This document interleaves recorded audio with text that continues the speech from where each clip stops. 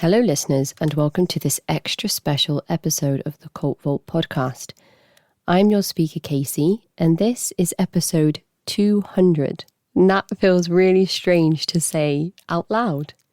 Thank you to everyone who has stuck with me throughout this journey. And hello to anybody finding the show today. Also, a big thank you to my newest top tier patron and supporter, Dan. By subscribing to my Patreon, you are allowing me to continue doing this work, which I am so grateful for. I hope you enjoy your exclusive and ad-free content. Today, I am interviewing one of my favourite people in the cult space, Chris Shelton, ex-Scientologist and one of the leading authorities on the subject. Chris has his own platform, which I will link in the episode description, and I really hope you enjoy our conversation. Here is Chris Shelton. So hello, Chris, and welcome to the show. I can't tell you just how excited I am to finally be connecting and have this chance to speak with you about your life, your work, and your recent studies. To me, you are an international authority on this subject, and I can't wait to dive into everything. Would you like to start by introducing yourself to the listeners? Yes, hi. Thanks very much for having me on your show. My name is Chris Shelton. I am a former Scientologist. I was raised in that group, and I got out about 10 years ago. In 2013, I officially made my exit from the church, and I have been learning about, speaking out against, and studying destructive cults like Scientology ever since then. You have your own show where you speak out about various experiences that you had during your tenure with Scientology, and you also interview guests as well, not strictly ex-Scientologists, lots of different interesting guests. Would you like to tell the listeners the name of your show and where they can find it? Sure, yes. I have a couple shows I do regularly. I do a Sensibly Speaking podcast, which is put out every Saturday. And you can find that at sensiblyspeaking.com. And I have a critical Q&A show where I answer questions from people in the audience, people who follow me or are curious about cults and coercive control or even critical thinking and, that and the psychology of coercive control, which is what my, formal education is in now. Yeah, those are my two main shows. And then we also do a live show right here every Friday night, where I just kind of sit with my wife sometimes not, and we will discuss various topics related to all of the above. I love that. I mean, your Sensibly Speaking podcast is like episode 400 and something, isn't it? Yeah, it's been around for a while. I think we're coming up on 380 or something. Yeah, we're sneaking up on 400 episodes. Yeah. So much great content, and I've listened to a few of the episodes. One of my favorites, I think I told you, was your chat with, one of your chats with John Atack. I believe you've had him on the show a number of times. I think we've done about 26 or 7 talks together. He's probably my most frequent guest. He and Rachel Bernstein, a therapist out in LA, are my two favorites. We chat about all kinds of things. Amazing. And Rachel has her show Indoctrination, which is a podcast that covers all the similar types of things that we're going to be discussing today, which most of the listeners, I'm sure, are aware of. And Rachel is a licensed marriage and family therapist. Yes, and a cult exit counselor. And she actually even had her own Scientology stalking story, even though she was never connected with the Church of Scientology in any official way. Wow. They came after her because she had dared to take on as a client a former Scientologist. That's so interesting. In the grand scheme of things, they must have thought she could cause them significant harm or damage to their reputation if they went as far as to get her stalked or gang stalked. Wow, that's really interesting. I'll have to ask her about that. Oh, it's a fascinating story, and it was very early in her career as well. And what I love about your discussions with John Atack is that you both have so much knowledge that you will just reel off chapters or passages from random books and just compare notes on your interpretations of certain things that L. Ron Hubbard had written, or certain experiences that you've both had where you've stayed in the same places, but maybe at different times. And then you'll be like, oh, well, it looked like this when I was there. So there's really some interesting interactions with yourself and John, who is also an ex-Scientologist, and he has his own memoir coming out soon. Well, just to pimp this for John, by the way, or promote this, I should say, maybe. John is also the author of one of the most important books that has ever been written about Scientology. And that book is called A Piece of Blue Sky, or Let's Sell These People a Piece of Blue Sky, which is a quote from L. Ron Hubbard. And his book on that is not very long. It's not this long, involved story or history of the church, but it is the most incisive, most detail-oriented, fact-checked, and I think exhaustive survey of what that thing is, what's that topic and subject and L. Ron Hubbard are all about. And I can't recommend it enough. That book has been used for years by people in the ex-Scientology, ex-cult world to help people understand what Scientology is all about. So while I have my own book, Scientology A to Z, which I will definitely promote all day long because it's also great. If we're going to talk about John, then I gotta put a promo in for his book because it's just so good.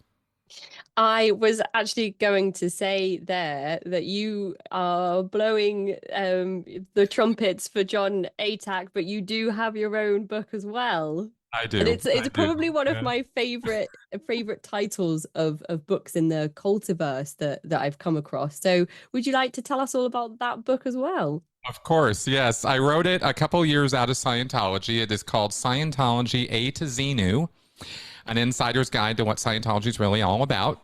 And that I cannot claim credit for that title. A viewer actually gave me that, and I ran with it. They said, "Yeah, take it, go with it. It's awesome." And so I did. And that book is not my memoir. I always take pains to tell people it's not my story. It is an actual critical breakdown of the subject. So if you really want a 1-2 punch on Scientology, my book and John's books that's going to give you really a very good look at what it's all about. But people listening might not even know what the word Xenu means, and we can get into all of that. I think I just mentioned before that John Atack has a memoir coming out, but that's incorrect. I think maybe I'm thinking of Mike Rinder. Oh, yes. Mike Rinder's book is coming out, I think, October, I believe. Don't quote me on that, but sometime very soon. Yeah, and I'm very much looking forward to Mike's book because I don't know his full story, and we'll see what he has to say about it in his writing. This might be an impossible task, but for anyone who hasn't tuned into either of our shows, is there a brief summary and history of the movement that you can give the listeners? Very quickly, I suppose. Let's do the 5-minute version or something. L. Ron Hubbard was a pulp fiction writer. He was born in 1911 in Tilden, Nebraska, and he grew up in the Midwest, and he was kind of bouncing around here, there, and everywhere. Kind of failed education, failed college, not really a very successful man, but until he found fame as a pulp fiction writer. And during the era of the pulps back in the 1920s, 30s, 40s. And he was legit popular, and his name was, kind of in all those pulp magazines. His writing really isn't, anything great. It's pulp fiction level writing, but he got a name for himself doing that. Along the way, Hubbard, basically World War II came along. He did not do as well in World War II as he wanted. He fancied himself as an intelligence officer and, all around heroic figure. But he was relieved of his command of a boat twice because he was just not a very competent officer. And that didn't stop him from telling all kinds of tall tales after the war about his exploits and the wounds that he received as a combat veteran, which were completely non-existent. He never saw combat, and he never had any war wounds. He had ulcers and bad eyesight and things like that, right? Pink eye. So he reinvented himself after the war, basically, and he also had a legit and interesting interest in the occult and mysticism, and he was a follower of Aleister Crowley and Crowley's magic system, and that's magic with a K. And Aleister Crowley was a fairly famous figure in 19th, 20th century mysticism and spiritualism, and if you can go look him up, he's his own brand of kind of crazy person. But Crowley was a very interesting guy, and Hubbard really took after him. And if you look at Crowley's work, you will see mirrored in later Scientology works a lot of what Crowley was saying and even how he wrote. So Hubbard was very involved in that. Come around 1948-49, he is broke, not doing well. His second wife and him are not making it. And he hooks up with an editor friend, John Campbell, who was the editor of Astounding Magazine, and a doctor named Joseph Winter, and a couple other people who were legit professionals in their field. And Hubbard was very good at telling a tall tale. So they worked out a brand of psychotherapy that on Hubbard's origination, it was really his work, and they called it Dianetics. And John Campbell and Joseph Winter mistakenly thought Hubbard was an honest man who had an honest effort at helping people, but that was not what Dianetics was about. And actually, Dianetics is a combination of old-style abreaction therapy, is what it's called, a sort of regression therapy, and hypnotism. It's a covert form of hypnotism. It actually induces trance. Unknowingly, it's covert. You don't know that that's what's happening. So Dianetics comes out in 1950. It becomes a runaway bestseller because it was sort of a poor man's psychotherapy.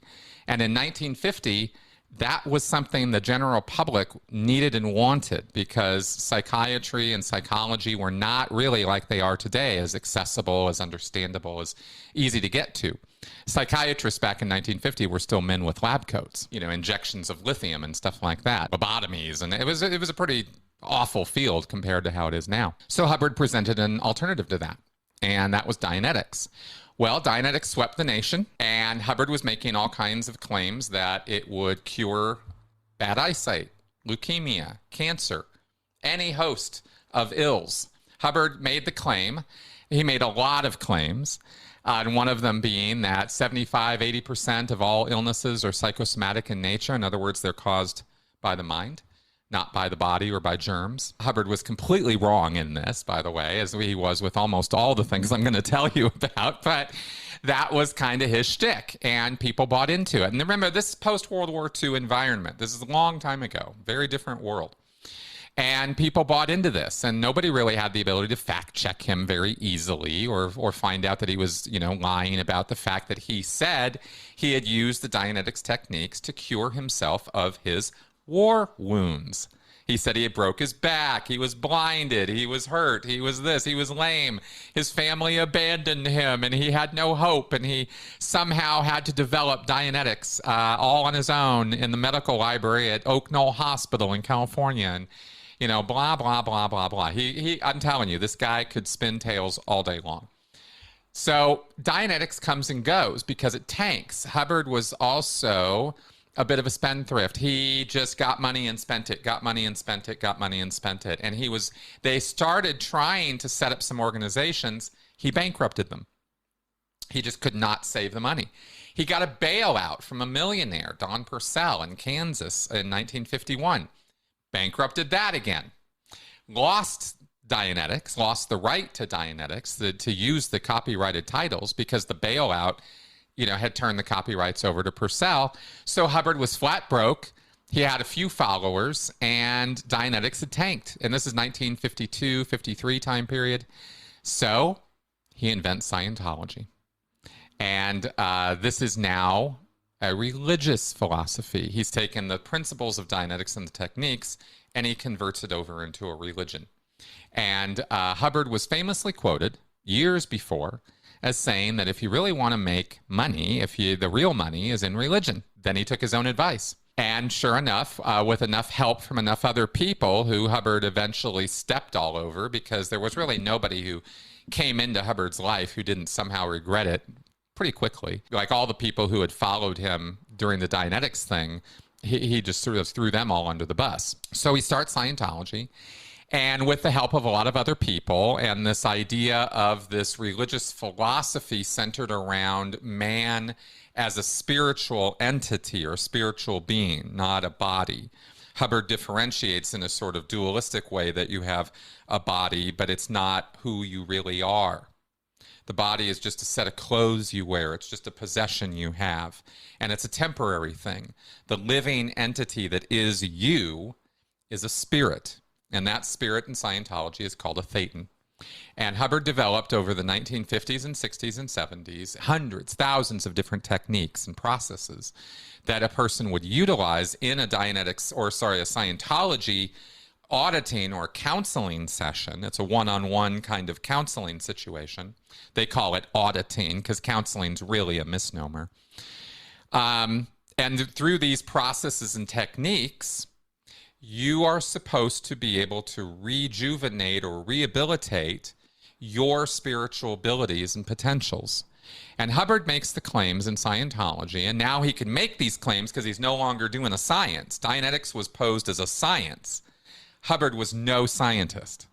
So he did not know research. He didn't have case studies. He didn't use statistics. He eschewed all of that, and he ragged on and invalidated science to a great degree, to the point, just to give you a really silly but very important example in Scientology, is L. Ron Hubbard makes the claim that this whole universe is 4 quadrillion years old. That's a lot of years. That's way older than any scientist, looking at the actual universe would say it is. Hubbard makes these big, bald claims, big, bold claims, and Scientologists just go with him on it, right? He said physics doesn't know what they're talking about. Engineers don't know what they're talking about. So, astronomers don't know what they're talking about. He's the one who knows what he's talking about, and his followers bought into it, and I was one of those people for a long time. So I had a very, very bad, poor idea of science. All Scientologists do in one fashion or another. Anyway, he made this spiritual religion very much focused on you as a spiritual entity and empowerment, spiritual empowerment, spiritual ability. And his claims basically came down to you as an individual are actually God or a God or a being who is as powerful as what we all conceive of as God. In other words, we all think about in the Christian world or the Muslim world, God is the creator of all of this. But in Scientology, you are. I am. We all are. We're all collectively creating all of our lives in this and actually this real physical world. This is all just sort of our creation. And by doing the steps of Scientology, you are imagining that the idea is that you are going to regain that kind of power, that you're going to transcend the physical. You're going to transcend this whole sort of revolving, this hamster wheel that we're all sort of stuck in, where you have a body, you grow the body dies, and you go get another one. And you do it again. Rinse, repeat, rinse, repeat, rinse, repeat. Millions and billions of times. And Hubbard says that we've lived a near infinite amount of time into the past, and we can't die. So the only thing that really matters to you as a spiritual entity is the quality of your existence and your personal power and your ability to do what you want, when you want, where you want, how you want. And that is sort of that's where Crowley, I mentioned Crowley earlier for this reason. This was the essence of Aleister Crowley's philosophy, was do what thou wilt shall be the total of the law. That's Hubbard's thing in Scientology, right? Is let's achieve a state of spiritual perfection where we are back to what Hubbard says is our native state before we got trapped in this physical universe and got stuck in this cycle of life after life after life. And Scientology promises to free you from that. And that's a pretty big carrot to offer people, because it's the ultimate prize. It's everything, anything you could conceive of, you could have or be or do. Anything. So Scientologists kind of, are indoctrinated into this. This is what I'm describing to you, of course, is not all day one. They don't break it all down for you like this, right? They start much smaller. They start off telling you, we can make your relationship with your mom better, right? We can help you with that job situation you have. Scientology is just a practical set of tools you use in your life to improve conditions, right? This is sort of the PR line of Scientology these days. But ultimately, in its essence, I'm explaining to you what the core Scientology beliefs and principles are in this summary here. So that's really at the bottom of it. And all of those processes and techniques, in order to have them applied to you and achieve this spiritual freedom and immortality, requires you pay for it. And not a small amount of money. It's hundreds of thousands of dollars to rise to the highest levels of Scientology. And ultimately, to get to the very top, I don't know anybody really who hasn't gone in for $1 million or more. And there are many Scientologists who have paid substantially more than $1 million for their progress in Scientology. And as you might imagine from this description I've given you, it's a pretty tall order. And no one, including L. Ron Hubbard, ever demonstrated or achieved any state that would indicate that they have cause over life or have achieved some sort of spiritual ability and immortality, on the order of God. None of this has ever been proven. There's no evidence for any of this stuff. It is the most pseudoscientific, faith-based sort of thing you can imagine. And because it's faith-based, it's not necessarily illegal to sell people a piece of blue sky, right? But that's what Scientology does, and that's how they get away with it. And of course, there is the whole event of L. Ron Hubbard dying, which goes sort of against the teachings and the tenets of Scientology and what is being promised to people that pay these obscene amounts of money. And it's my understanding that it was positioned to the followers upon receiving the news of Hubbard's death that he was recycling his old body and going off to find his new vessel. Yeah, in fact, not only going off to find a vessel, it was actually couched as he was encumbered by his body and it had reached an age where he no longer needed it anymore. And in order to do advanced spiritual researches, it was necessary that he divest himself of his body.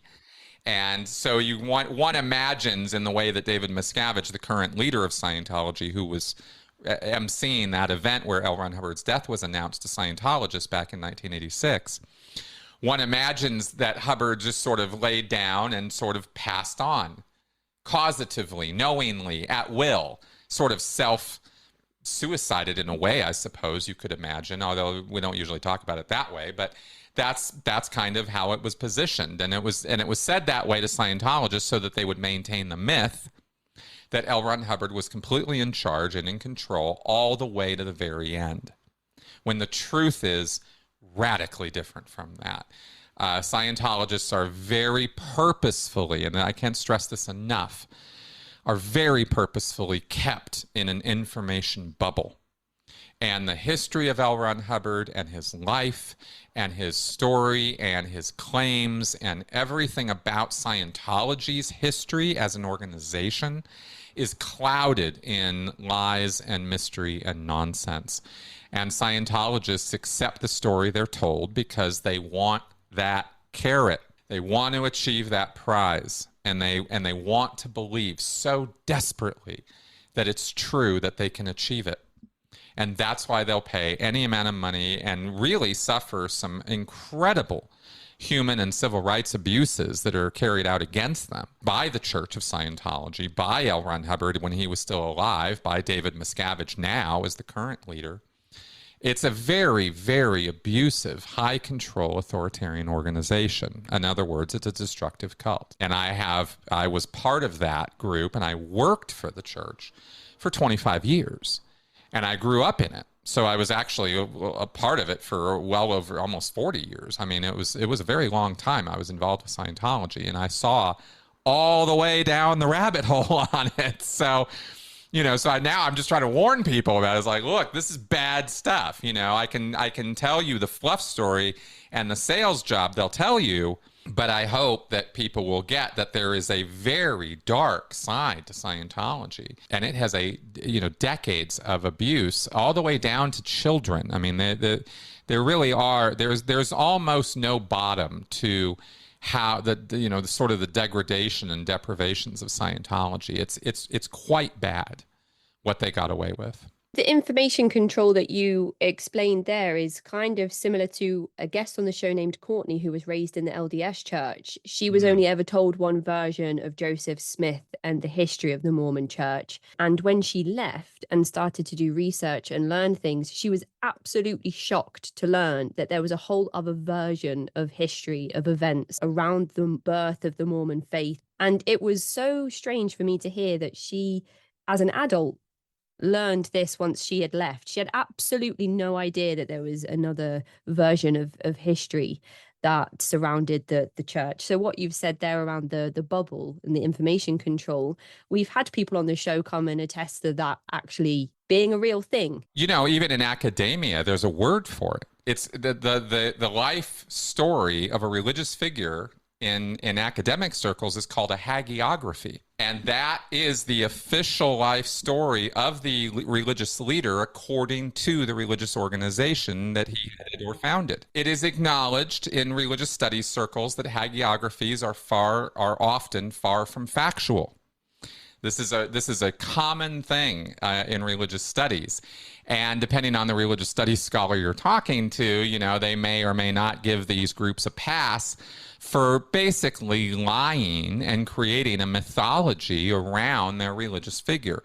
But this is such a common occurrence in religions that there's actually even a word for it. I'm already learning so much new stuff, Chris. You're a wealth of information. You spoke about Aleister Crowley, which immediately makes me think Anton LaVey and the Church of Satan.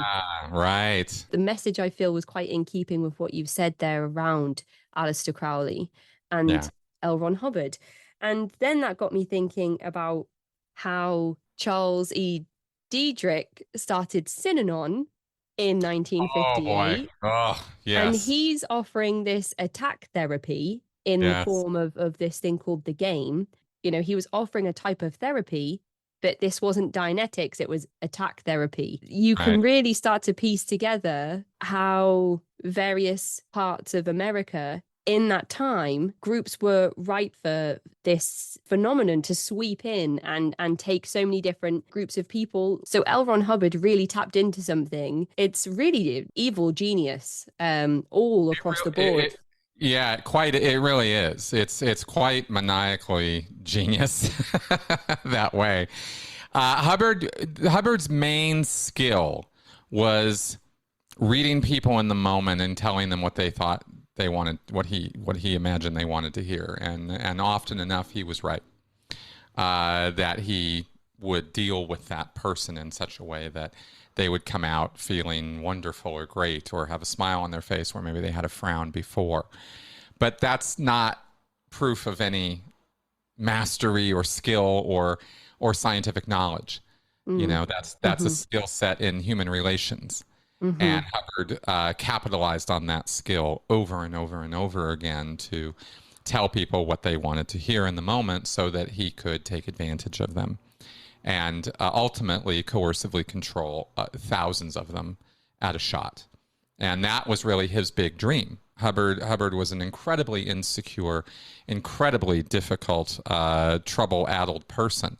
His personal writings reflect that. Pre-Dianetics, we have copies of notes and writings of his that indicate that he was megalomaniacal, a pathological liar, and he was suffered from all kinds of physical problems, which he later claimed he never had any of that, when he most clearly did. For example, he was on a disability from the VA as a vet until the 1970s. You know, yet he had cured himself of all of his physical ailments, right? So it's a little bit, you know, the man was a bit of a cad that way. It just makes me think of so many different things, stretching the truth and all of these grand stories. I just think of Keith Raniere and how he just made up all of these, you know, doctorates that he had and all of these Hubbard degrees. was the same. He wrote a book in the 1950s, because remember, back in the 1950s, if we all know our history, the Cold War was a real thing, and atomic war was a threat that loomed over people to the point that kids were drilling in school how to survive if a bomb dropped, right? This was a big deal. Hubbard wrote a book called All About Radiation, as though he knew anything about it. The byline was L. Ron Hubbard, PhD, atomic engineer and medical doctor, which he was neither of. But it never stopped him from making claims like that. He was shameless when it came to that sort of thing. I think he is in the Guinness World Book of Records, though, as the most published author of all time ever. Translated, I believe. I'm not sure about published, but translated for sure. Yeah. Wow. Because Keith Raniere claimed to be in the Guinness World Book of Records for being the world's smartest man or something like that, having the world's highest IQ or something along those lines. I might be remembering that wrong. But then I was thinking, but L. Ron Hubbard, I think, actually is in the Guinness World Book of Records. Yeah, no, it's legit. It's legit. And that all came after his death because the Church of Scientology is an international organization, and they are big on getting L. Ron Hubbard's name out there however they can.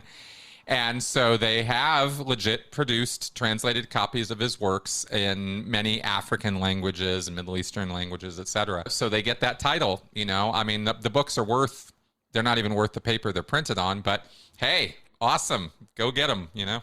So at what point in this timeline are you existing within the church? Okay, so I'm born 1969, end of December 69.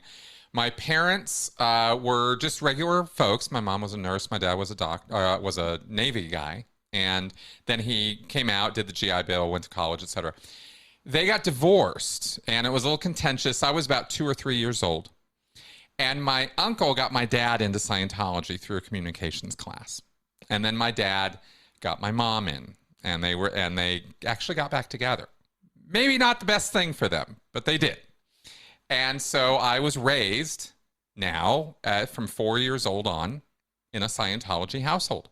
They actually went and worked for a church for a while in Pasadena, California. Is where I grew up. And through the 1970s, I went to public school, but I was raised in a household in the same way that, you know, if you were raised in an Islamic household or a Jewish or a Christian household, you'd be taught all those tenets as though this is how reality works. So for me, L. Ron Hubbard was a name I knew very early on, and the principles of Scientology were being applied to me as a child from early on. And so the language, and there's a ton of language in Scientology. That language was being taught to me, you know, the specialized definitions and words and things like that. So about 1987, I graduated high school. I was class of 87. And they recruited me to start working for the church right out of school. So I had started taking some classes just before that. And so I knew L. Ron Hubbard had died, and I knew that there was new management and that kind of thing, but it was all kind of far away. It wasn't, you know, I was growing up in California. I wasn't paying a whole lot of attention to Scientology as an organized body, and I wasn't yet really fully immersed in that cult world. I had just been raised around it and with it. So most of my father and mother's friends were Scientologists. When we went to parties, it was Scientologists we were partying with, that kind of thing. But in 87, I joined staff, and that's when I immersed myself fully in the Scientology world. And I worked for 8 years in Santa Barbara, California at the Church of Scientology there. And then at 25 years old, 1995, I joined the Sea Organization. And that's the billion-year contract you might have heard about out there. If you've heard about people in Scientology and this billion-year contract, that's the Sea Org. Not all Scientologists do that. It's kind of like if you were to join the ministry or if you were to go work at the Vatican or something. Like that's the only analogy I can draw for the Sea Org. It's the core fanatical group that basically runs and empowers Scientology worldwide. When I was in, there were about 5,000 or 6,000 Sea Org members worldwide. Now I think it's down to about 4. You know, we're guessing. They're not transparent with their numbers, so we don't really know. But it's about 3,500, 4,000 people at this point. And they are the ones who actually run Scientology. They manage the churches. They produce the promotional materials, all the videos you see, or any of the stuff, the YouTube channel, the website. The Office of Special Affairs, all the dirty tricks that Scientology engages in, that's the Sea Org. We did all that stuff. And I worked in management. I made books. There's an in-house publishing facility. I worked there for a while. I learned how to make books. That was kind of cool. I did recruitment. I did recovery work where I would go knock on people's doors if they were lapsed members. Hey, we haven't seen you down at the church in a while, right? That was me at the door smiling at you, right? Coming to get you to come back in. And then finally, I ended up leaving at the end of 2012 is when I left the Sea Org. And once I had full internet access, because in the Sea Org and in Scientology, you don't. But once I was out, I was able to see some things, and then I was able to see some more things, and then some more things, and then the truth started revealing itself that I had lived with this hagiography. I had lived with all these lies for a very long time. And, there were always cracks on the edges. It's not like it's a fully realized story that you can just go, oh, all of that totally makes sense, that I don't have any questions at all. But your questions are, ignored or you're invalidated for asking them. What are you asking these questions for? It's all right there, that kind of thing. So again, it's just cult 101. It's how do you do a cult? Well, you control the information people have available to them, and you control their behavior, and like Hassan with his bite model and various other ways of thinking about this. But at the end of the day, you're controlled. Your life is a controlled thing. And that was my life until I got out. And so once I didn't have all those controls in place, I was able to start thinking for myself. I was able to get information I was not previously able to get. And that's when things really started making a lot more sense about all those experiences I'd had over all those years that I'd been in there. And I got myself totally out, started my YouTube channel, and never looked back. When you said that it was out of school and that you became, you were recruited and then fully immersed, do you feel like there's a specific reason why it was that point in your life that you became fully immersed? Did you have a plan or direction of things you wanted to do after school, or was it just that they got you at that peak moment? Well, it was a little bit of both. I was a writer. I am a writer, and I love to write. I would write. And I was a fiction writer back then. I'd write fantasy stories and stuff. I grew up playing Dungeons and Dragons. I was all about that stuff. That was my world, right? I was into it. And I was a very, not to whatever, but I was a lot like those kids on Stranger Things. I was like Dustin, I was kind of this nerdy guy. I had glasses. I dressed funny. I didn't have a girlfriend. I was a dork, and I couldn't get dates. And that was what I wanted Scientology to help me with initially, which is why I was doing their communications classes and other classes before I had actually officially joined staff and started working for them. I was participating and trying to get something out of it. And then I was going to go to college, and I really kind of fancied myself as, if I'm really being honest, I kind of fancied myself as like this next Stephen King. I wanted to really be a big fiction author. And I was going to write, and I was going to do that. And I figured, well, Stephen King did it by being an English teacher and making some money while he wrote his stories. I'll do that. And that was the path I was on. And I started community college, and I went for 3 weeks. And I hated it. It was like high school, the sequel. I was in this very small town, and it was just not really a great scene, and I didn't really enjoy it. And I was going down to do there's a detox program that the Church of Scientology offers. Again, total pseudoscientific nonsense. You're supposedly sweating out the toxins, which is ridiculous, but that's what we were thinking we were doing. But it required my attendance every single day. So I was driving from my home, an hour and a half away to the church, and I was going every day. And so they had a little bit of a captive audience in me. I had to be there. And so the staff decided that's when they were going to get me. And after my sauna time, they would bring me up to a room, and they would show me quotes from L. Ron Hubbard's works. And I had not yet really read tons and tons of L. Ron Hubbard. I'd done a few classes, had a few wins at it, thought it was okay. I wasn't falling all over myself about it, but I thought it was, kind of cool. And my parents sure as hell loved it. They were all in. They were well along on the Scientology path. So I thought, well, this is probably what I'm going to end up doing as part of my life. But I didn't imagine working for the church. And then they started going in hard. Like, look, if you don't do this, like, this is important. In fact, there isn't anything else in the world more important than what we're doing in this building, what we're doing in Scientology as a movement. This is the biggest thing in the world. And we're the only ones who are taking responsibility for the world. We're the only ones who have the techniques and the knowledge to actually save the world. And they were bold about it. I mean, this was not like a half measure. They were like, look, this is how it is. This is the truth. And we want you to know this truth because the truth is what sets you free. And now that you know this truth, according to what L. Ron Hubbard has written here, and they showed me quote after quote after quote after quote drawn from his various works. And of course, L. Ron Hubbard promoted Scientology all over the place and talked about its importance. So there were plenty of quotes. And you couldn't, and the thing that I had learned already in Scientology is that you can't argue with L. Ron Hubbard. I mean, he's not around to argue with, but as far as the words go, no Scientologist is going to argue with you about what he says. If he says it, that's the truth. That's how it is.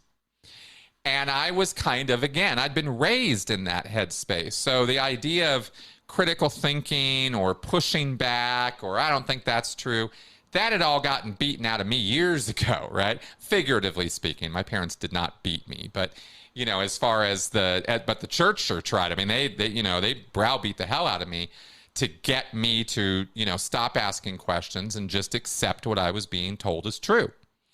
So when the recruitment started, I was already in that headspace where you don't ask questions, you accept this knowledge as true, and you're thankful that you're getting it. And so the idea was that by working for the church, by canceling the whole writing gig, it's kind of like, well, there's lots of writers, but who's saving the world? Nobody. No. Stephen King is a great guy, but he's not saving the world. He's just making the world a worse place. He's terrifying people. He's scaring people. That's what you want to do with your life? You want to scare people? You want to entertain people? What a silly thing to want to do compared to what we're offering you. You could make a substantial difference. You, personally, could move the levers of the world. I'm 17 years old at this time, right? I don't know anything about the world. I just want to date. The only job I've ever had is at Burger King. I am not sorry, Del Taco. I work there too. I am not some well-rounded, experienced, critically thinking kid. I'm a naive, raised in Scientology, gullible person. And I took everything they said as the truth. And it very quickly became a mission for me. Like, oh, wow, I not only have this potential, it's a responsibility I now have. If I don't act on this, I'm shirking my responsibility. And in some ways, it was very much like, kind of a Luke Skywalker kind of position. It's like, now that you know the Empire is out there and they really are this bad, what are you going to do about it? You just going to go back to your farm, or are you going to go get in a fight? And I was like, I'm going to go get in the fight. So I jumped in with both feet. Well, even my parents were like, I don't know what we want you doing that. Wow. Oh my goodness. They were not down with that, but they didn't really, I was also 17. So I didn't care what my parents had to say at this point, right? That whole rebellion phase had kicked in. And so them telling me not to do it was really just egging me on to do it. So all of these factors together, I joined staff right out of high school, basically. And Wow. And I proceeded to, suffer and slave away for the Church of Scientology again for the next 25 years of my life until I finally woke up and 42 years old and went, what the hell am I doing?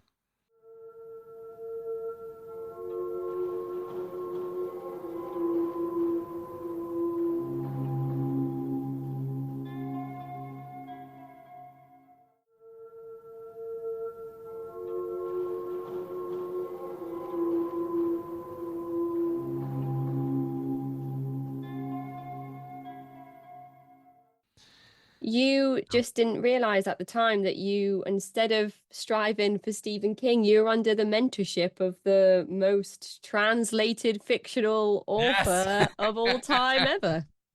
That's right. That's right. The funny thing was the whole time I never really did like L. Ron Hubbard's fiction writing.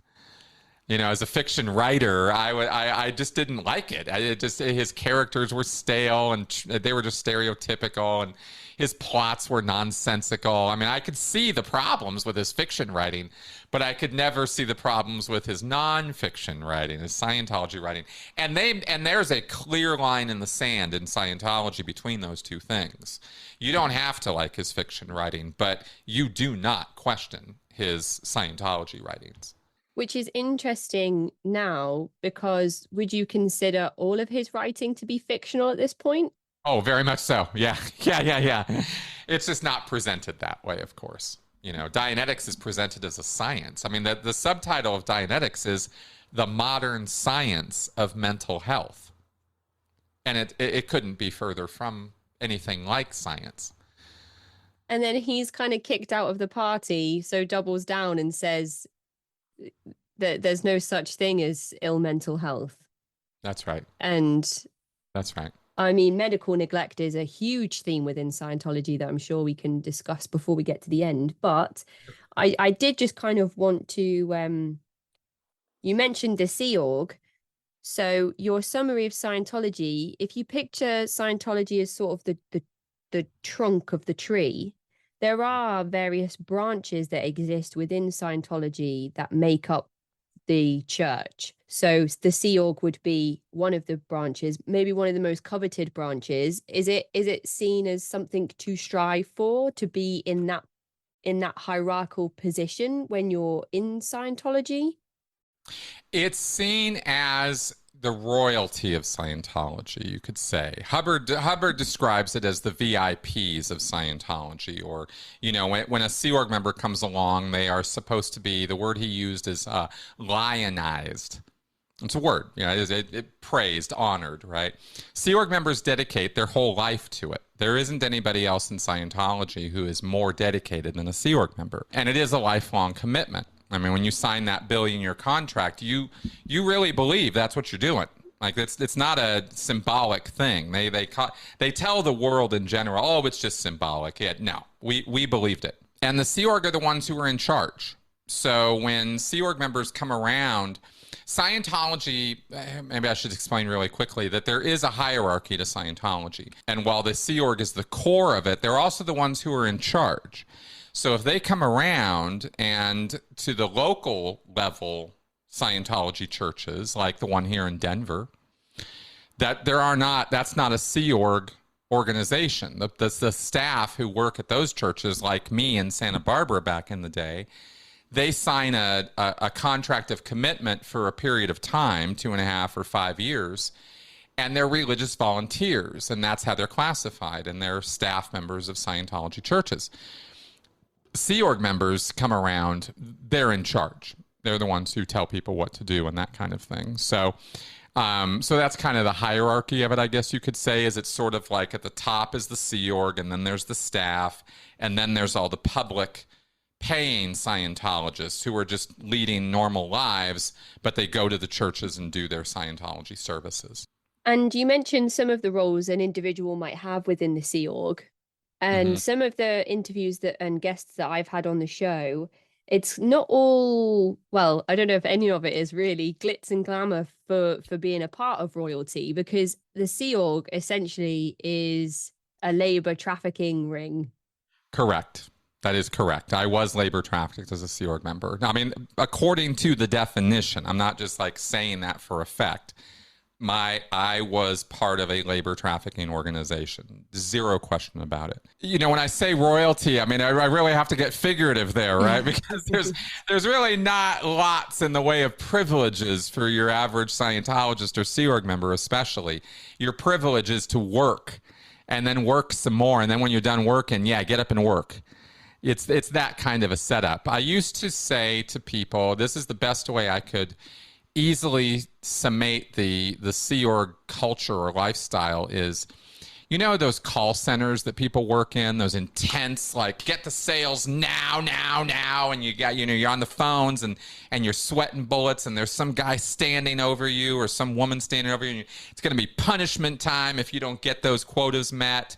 And it's just drive, and you're making slave wages, and you're working your butt off for this corporate interest that you're not seeing any part of. There's no profit sharing here. You're not seeing any of this money that you're desperately trying to get in. That's what it's like all the time in the Sea Org. And the sale that gets you into it is that whole thing I was just talking about saving the world. Right?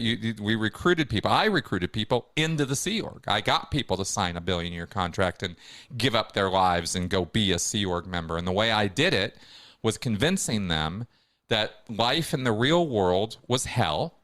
This is hell. This is hell. This isn't just hell's not a place you go. Hell is where you live. This is awful. We're on a prison planet. This is, you know, look at the countries, look at the anarchy, look at the restrictions, look at all the chaos of the world. All of that doesn't have to be that way. We can change it. We can make it a better place. We can improve the lives of everybody. And you could be part of that, right? And then you go join, so you know going in, well, it's probably going to be a little rough. I'm going to work hard. It's going to be difficult. But you have no idea. No idea. And nobody ever deserves to be labor trafficked. And, you know, even if you're sold a bill of goods, you know, and it's really, actually, now that I think about it from my education, it's not so different from how women, and let's face it, men too, are coerced into or convinced to become part of a sex trafficking ring or organization. They're sold because they're told it's going to be very, very different from how it really is. And unfortunately, you know, I've long since taken responsibility for the fact that I told a great many lies to people in order to sell them on it. And mainly the lies were downplaying the bad and, you know, upplaying the good. Yeah, it's hard, but look at all the good we're doing. And, you know, and then the thing that finally kind of broke me out of that spell was when the day I realized we weren't doing that any good. You know, I was like looking around going, holy cow, all this talk is just talk. We're really not doing that good. So why do I keep telling people this? My life isn't good. I don't enjoy this. Why do I keep telling people I do? And it was those lies that just stacked up and stacked up and stacked up that finally busted me out of it. But boy, did it take a long time. When I first heard of the Sea Org, I thought it was like the letter C. I didn't realize until doing more research that L. Ron Hubbard had based the Sea organization on the US Navy and the structure of the US Navy. So it's the sea as in the water. Do you think he created the Sea Org in the way that he did because he failed in his Navy career and was trying to kind of create his own version of that? Or is that just me clutching at straws? No, I don't think you're clutching at straws, but I think that the only problem I have with what you just said is, well, did he create it because he failed in the Navy? Right. No, I don't think so, but I believe that he brought so much of the Navy into it because it was a structure he kind of understood because he'd lived in it through a war. And he also knew that a disciplined lifestyle, the physically rigorous lifestyle, and needing to run boats. I mean, he had a whole little flotilla. He had, I think at one point it got up to about 4 or 5 boats. And the people on them needed to run those boats. And the people that he had didn't know anything about the ocean. The people who joined the Sea Org initially and for years afterwards were not sailors. Some of them had never even been on the ocean. They were just following L. Ron Hubbard, and L. Ron Hubbard said, well, this is what we're doing. And they went, okay, let's go do it. And they had to learn on the job, right there in the moment, how to read a radar, how to sail a boat, how to get it out of harbor, how to do all kinds of things.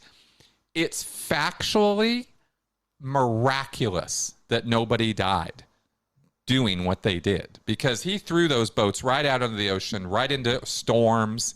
Yeah, it was bad. He treated those people awfully, but he treated them in a regimented, disciplined fashion like that because that was the easiest and simplest. Yeah, it was the simplest way to put a structure there that he could understand, that pretty much anybody could understand: ranks, ratings, uniforms, those kind of things. It's a very familiar system. Mm-hmm. And even if you haven't been on the ocean, you do understand how the military works. And so you know how to slot yourself into that and figure your way. Oh, I get promoted, and that means I have more responsibilities, but I have more privileges and all these other things. It's all kind of built into the structure. So I think that's why he used it. And also, Hubbard was legit a sailor. He did have certification as a master mariner on any ocean in the world. And it was one of the few skills he really did have. But he was a horrible teacher, and the idea, and like I said, his method of teaching was just throw people in and literally sink or swim. To the point where, when I use the word literally, I mean one of the forms of discipline on the boats was overboarding. If you screwed up, there was a morning ceremony every day where the screw-ups got thrown off the side of the boat. That is absolutely terrifying, just into open water. Yeah, and sometimes in harbor where it's even more dangerous. And worse, sometimes if the offenses were deemed particularly egregious, you were hand-tied, foot-tied, and even blindfolded. Oh my goodness. Again, the fact that nobody died is a miracle, because Hubbard did things that endangered people's lives on an almost daily basis. I'm absolutely terrified, and I don't even know if the Sea Org goes out to water anymore. Not much. They have one boat now. They came to land in 1974, 75. They came to Clearwater, Florida. Hubbard had basically been on the run. I mean, there's a lot of history here, but in 1966, the IRS pulled their tax exemption in the United States. And Hubbard was under investigation from the UK Home Office, from the IRS, from the FBI. There were lots of alphabet organizations that were after him for various reasons, including inurement, which is why the tax exemption was canceled. He was personally profiting to the tune of millions of dollars. And he knew that they were after him, so he ran. And the only place that he felt safe at that point was on international waters, out on the ocean. And that's why he bought some boats and took some people with him. And he, of course, fed them an entirely different story. Nobody was following him because they thought he was on the run from the law, but he was. That was the point.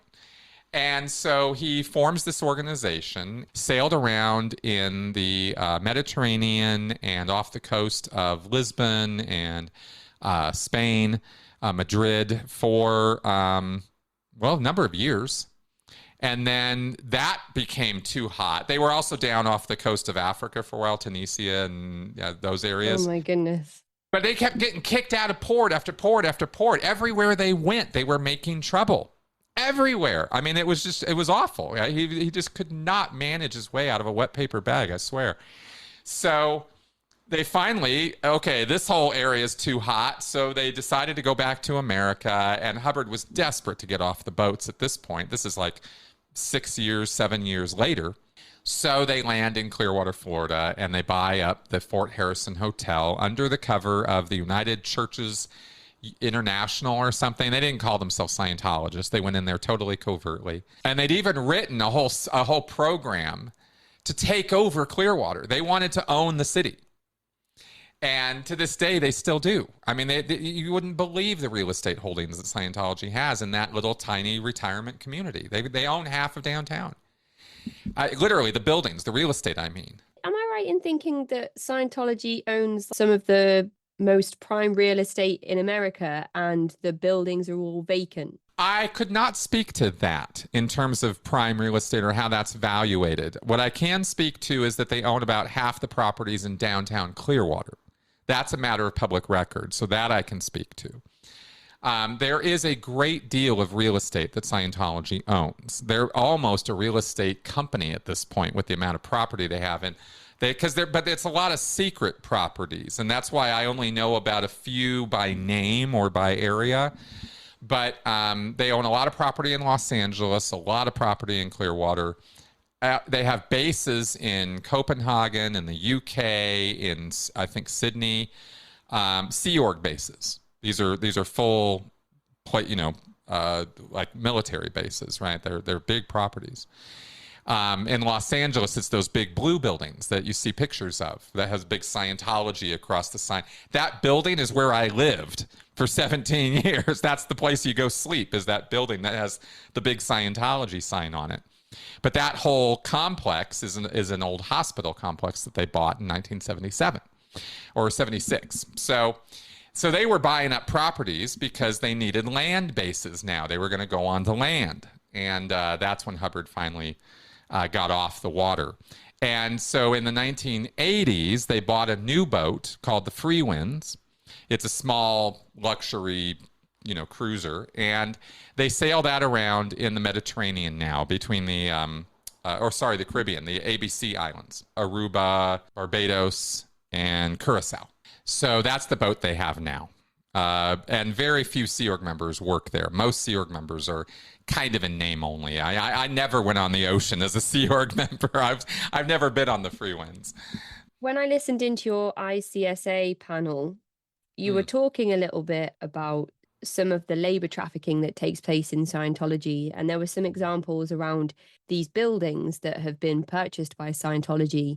The maintenance, the painting, all of the stuff that was required for the upkeep of these buildings falls onto members of the Sea Org. The responsibility falls onto those members. So when you say it is the Sea Org that keeps Scientology running, it's all of these parts of the infrastructure that come together to allow that to happen. Are there any other examples you can give us of the types of roles people might have in terms of labor trafficking? Oh, sure, yeah. Event management, event production is an area there. We were up for days, producing the events. That when David Miscavige comes out on the stage at the Shrine Auditorium, let's say, and every New Year's they will do a New Year's event. At least they used to. After COVID, all bets are off. Who knows what they're going to do now. But these events were big, big, big productions. And we, as a labor force, were made to produce all of the stage design properties, the columns and the great big things you see behind David Miscavige, even the podium that he speaks on. We made all that. Painted it, furbished it, moved it into place. Even the floor has a bunch of tiles we had to paint for every single event. The design for the floor would be different so that they could take a camera shot from above and show you this stage for about 3 seconds on the video, right? We spent, weeks producing that stuff. And we were working, 15, 16, 20-hour days for weeks and weeks on end to produce these events. And the Sea Org, by the way, I guess I should make it clear since we haven't really said this out loud yet. Not only is the Sea Org this hardcore dedicated group of fanatics, but they are paid $50 a week. So you get room, you get board, and you get $50. That's it. That's what you get for being a Sea Org member. Oh, and a uniform. They'll give you a uniform. And by a uniform, I mean a uniform. My goodness. 1 pair of pants, 2 shirts. And you're working 18-hour days.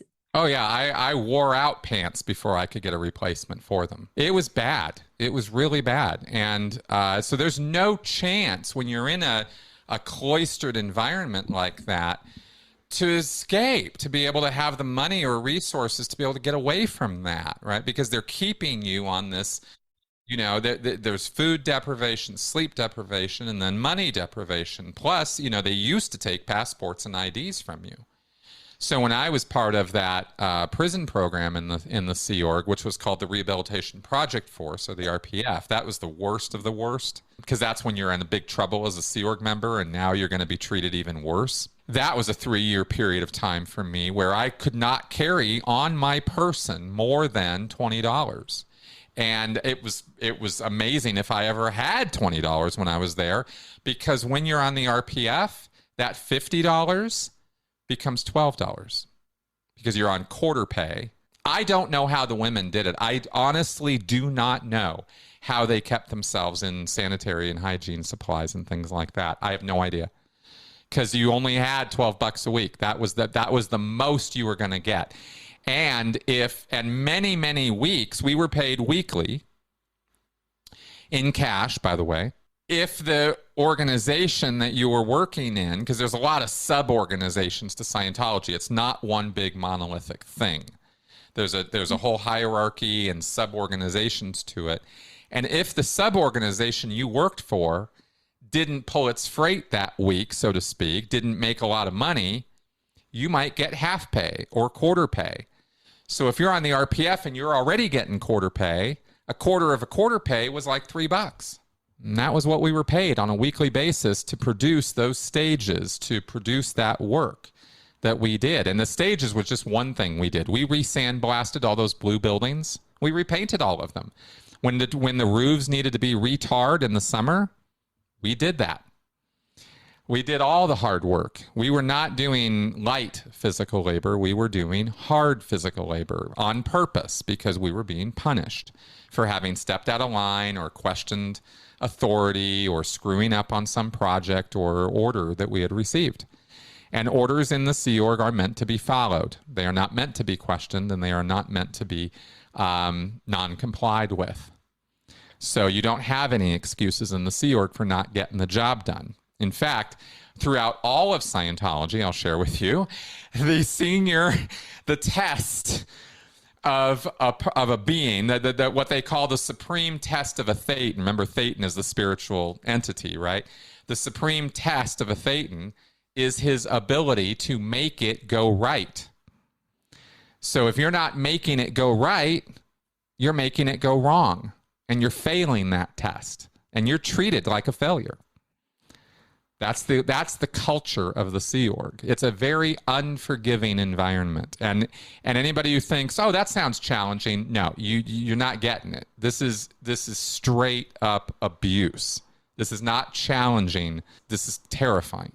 In the ICSA panel, there was mentions of instances where people had been injured during their working shifts with the Sea Org. And I've read instances where individuals have been refused medical care, or maybe not refused, but told that traditional modern medicine is not going to help them with their ailments, and encouraged to take Scientology's encouraged prescriptions instead, which consist of vitamins.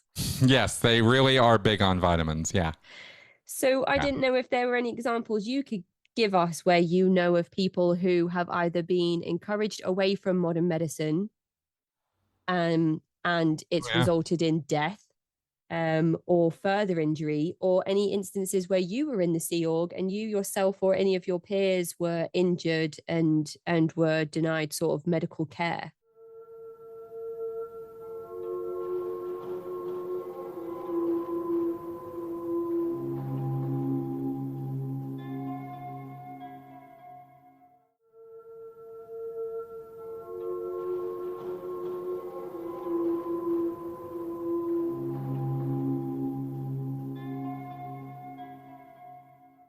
Oh gosh, so many. I mean, it's a little hard to choose from because there's actually a long list I could choose from here.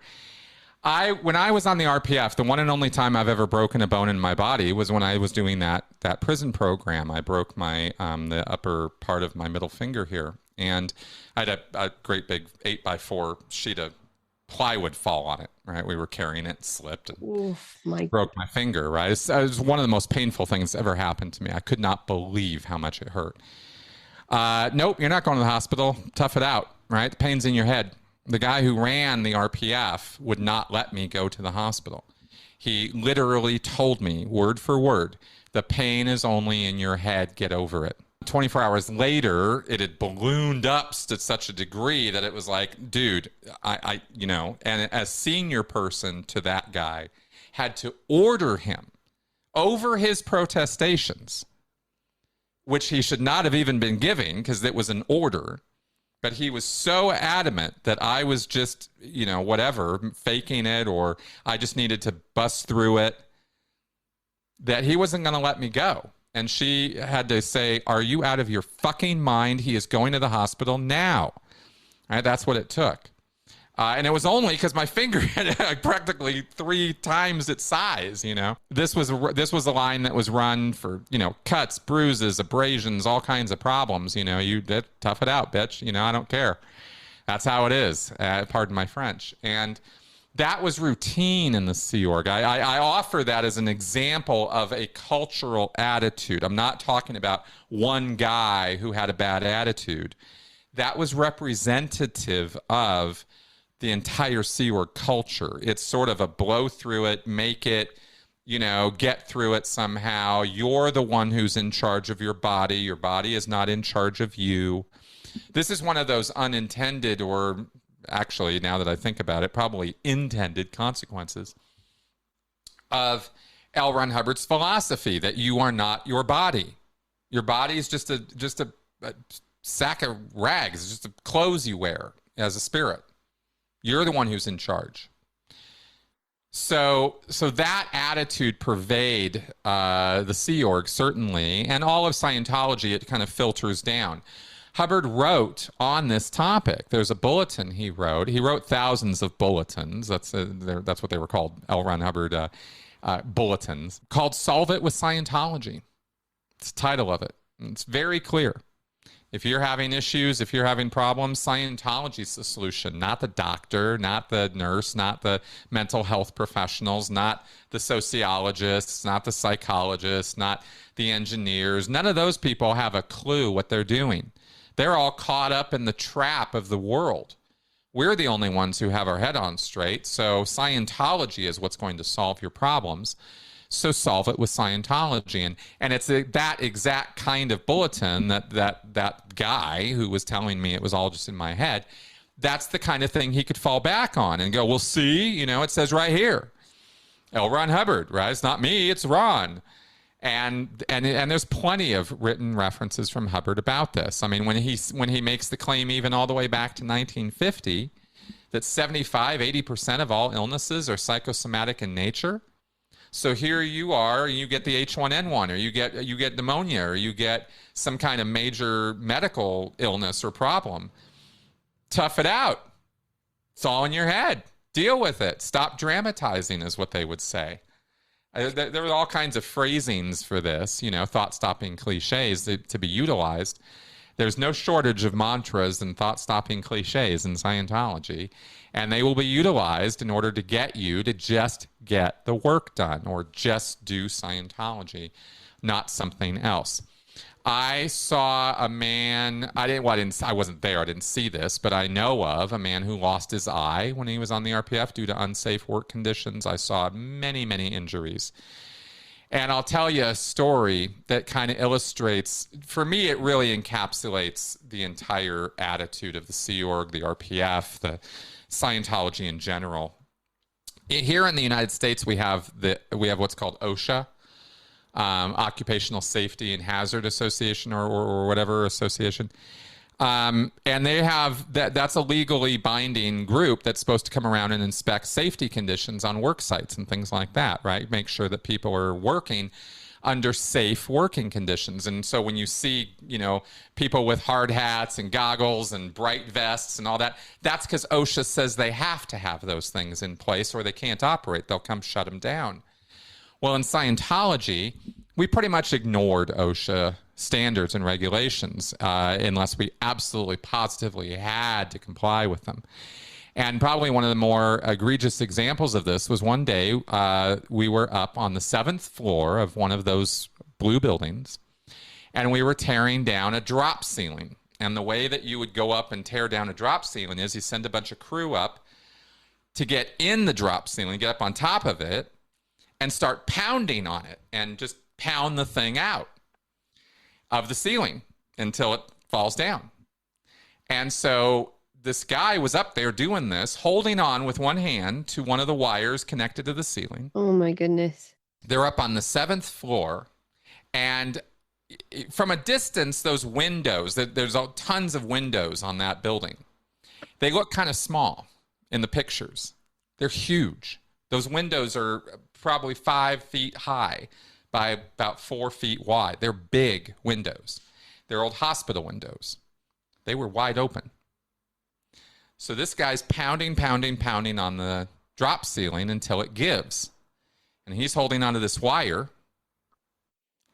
The wire holds, his hand's holding onto the wire, and his body comes tumbling down from the ceiling, swings right out the window. Oh my goodness. He swung physically all the way out. The only reason he's still alive is because his hand was strong enough to hold onto that wire. And he swung back in. And it happened so quickly, nobody even saw it coming. As soon as he was out, they were like, oh my God, right? And he comes swinging back and they grabbed him. Well, he's still alive. Dusts himself off, gets back to work. Oh my goodness. That is 7 floors up, right? That's Could you crazy. imagine hanging on by a wire, hanging from a ceiling thread? That's working conditions in the Sea Org as demonstrated there, right? And there are, there's just so many stories and examples. There's a young woman who was electrified and died at the gold base in San Jacinto. Accident. I did a conspiracy episode. Sometimes I look at some conspiracies, and there's always the question around Shelley Miscavige, which I'm sure is something you've discussed at length on some of your episodes. And I was looking into mysterious deaths and disappearances around Scientology, aside from the case of Shelley Miscavige, who is the wife of current leader David Miscavige, who just hasn't been seen for a while now. 15 years. 2007, I think, was the last public sighting of her. So there's loads of different theories on what's happened. And when I was looking into some of this, I was reading about a woman who was diagnosed with cancer, but she was encouraged not to go for any treatment and given a prescription of vitamins, and she died. I saw so many cases of that, by the way, or chemo too late. They'll wait till the very last second. And then finally, when it's obvious that nothing else is working, they'll go to the doctor. And it's kind of disturbing how many cancer deaths there are in Scientology because of that. Well, suicides as well. I was finding from a lot of the stuff I was reading up about cases where people were struggling with ill mental health, people who were struggling with family separation, or as I would say, the weaponizing of families against one another within Scientology. And so many deaths resulted in people taking their own lives because of either the lack of support that they were receiving with their ill mental health, the position that they were put in Scientology, with things like the hole being a punishment, and RPF being used as punishment. I think I've heard you mention that there is a version of the hole that exists, but it's not the one that. Right. We believe that these people who were incarcerated, and it is unlawful detention. I mean, they were literally locked up, bars on the windows, guards at the door, in a double wide trailer. We believe those people are still being held in some fashion, just not that way, because they got busted and exposed so thoroughly that they mixed it up some other way that we don't know of now, because nobody's made it out to tell us what's going on in that location at this point. It's similar to what you said there, cases where individuals have been found dead and have been emaciated, which has led some people to conclude that they've been locked in rooms and starved to death.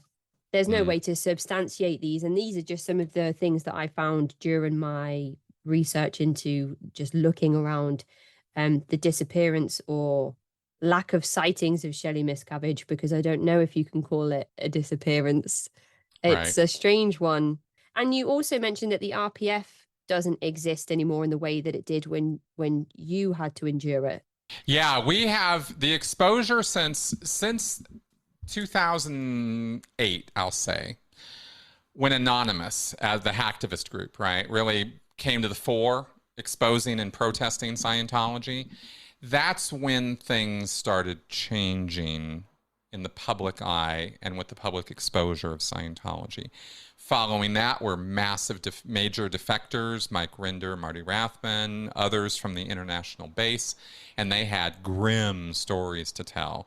Then there was Debbie Cook, who came out in 2012 with its email that broke down, how awful David Miscavige was and how he was taking the church over a cliff.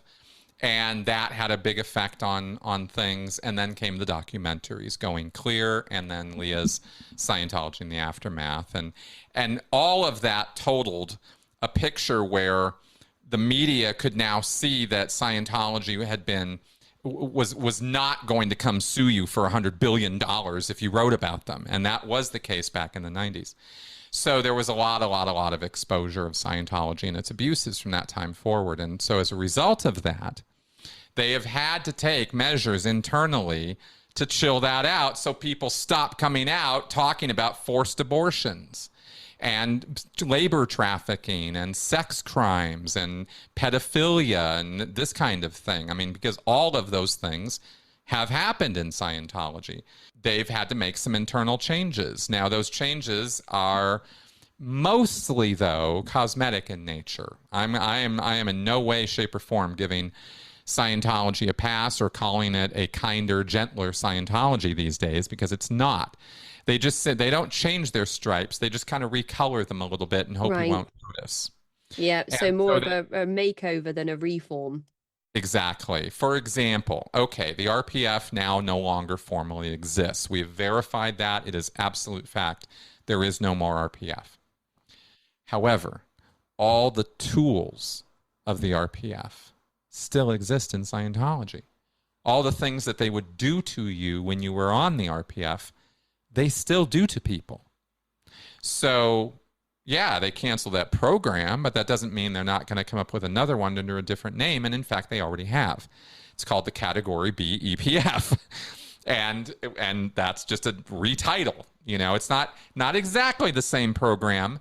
It's actually, in a way, a little worse, because now that they've retitled it and reframed it, they can do whatever they want to under this banner of a Category B EPF, including hard physical labor, trafficking, unsafe work conditions, all the rest.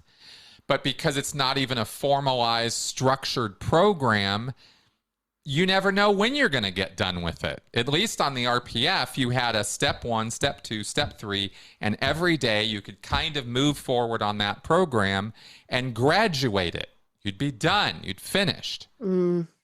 Over here with this new thing, it's endless.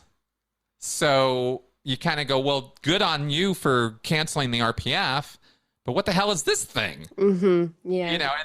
And that's what they do. And having lived in that culture for the number of years that I lived in it, you grow to understand that there are some things about that culture that are just, they're definitive. They're things that they can't change, because if they do, the whole thing collapses. And the degree of coercive control that they exert against their individual members, especially at the level of the Sea Org, but it really does go all the way down to even the smallest public level, are such that they can't let go. They cannot let go of those controls. And so they might reframe them or retitle them or relabel them, but the control is still the control. And it's not going to go away until the organization does. Even the bulletins you mentioned in the Children of God, as an example, David Berg would send these Mo letters. He called himself Moses, so he would send these Mo letters. It would have a new prophecy on, and everybody would have to then apply that prophecy to their everyday living. And again, another one of those really heinous forms of control. And you've given us like a really great overview of Scientology, peppered with some of your personal experiences. People that don't know the depths of the abuse that take place in Scientology might be like, oh, yeah, Scientology, they're the big scary guys, and make a bit of a joke about it. But actually, you've explored with us how an individual, a 17-year-old, can be funneled into believing in thetans and believing that your mission with this $1 billion contract is to save the world and change the world. And No. the more dependent that you become and the more isolated that you are from the outside world, the more abuse you're subjected to, because you're cut off from everything, including your critical thinking, anything that could help you escape these environments, until the cracks grow big enough that you have this moment, at aged 42, 25 years in, where you say, oh my goodness, we're not helping anybody.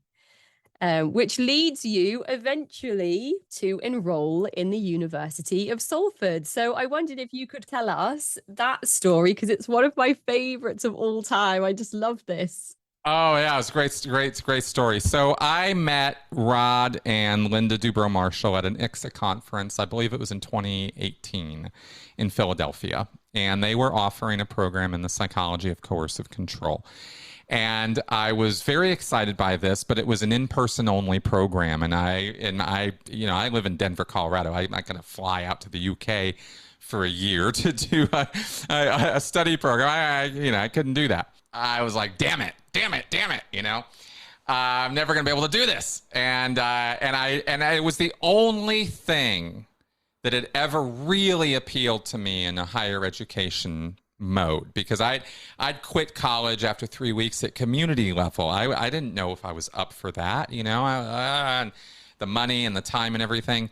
So the only benefit that I've received from the COVID era of the lockdowns and everything else was they went online with their program. And I found out about that, and I was like, you're what? Really? I could do it at home, and I could do the whole program and actually do it like I'm there. And I wrote to Rod, and he was like, absolutely, you can. And I went, now, Rod, this is a master's program. I didn't have a 4-year degree. And he goes, oh, no, we've got that covered too. We got you.